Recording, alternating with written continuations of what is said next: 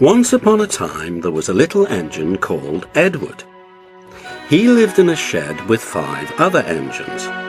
They were all bigger than Edward and boasted about it. "The driver won't choose you again," they said.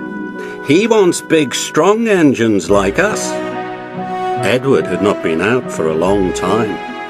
He began to feel sad. Just then, the driver and fireman came along to start work. The driver looked at Edward. "Why are you sad?" he asked. "Would you like to come out today?" "Yes, please," said Edward. So the fireman lit the fire and made a nice lot of steam. Then the driver pulled the lever and Edward puffed away.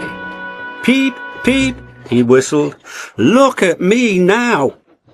The others were very cross at being left behind. Away went Edward to get some coaches. "Be careful, Edward," said the coaches. "Don't bump and bang us like the other engines do." So Edward came up to the coaches very, very gently, and the shunter fastened the coupling. "Thank you, Edward," said the coaches. "That was kind. We are glad you are taking us today." Then they went to the station, where the people were waiting. "Peep, peep," whistled Edward. "Get in quickly, please." So the people got in quickly, and Edward waited happily for the guard to blow his whistle and wave his green flag. He waited and waited.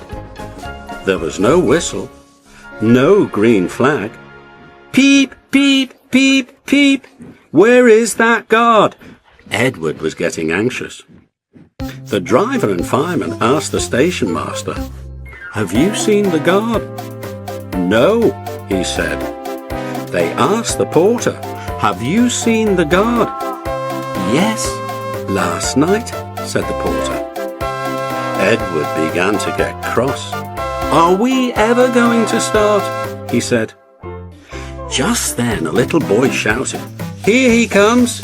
And there the guard was, running down the hill with his flags in one hand and a sandwich in the other. He ran onto the platform, blew his whistle, and jumped into his van. Edward puffed off. He did have a happy day. All the children ran to wave as he went past, and he met old friends at all the stations. He worked so hard that the driver promised to take him out again next day. "I'm going out again tomorrow," he told the other engines that night in the shed. "What do you think of that?" But he didn't hear what they thought, for he was so tired and happy that he fell asleep at once.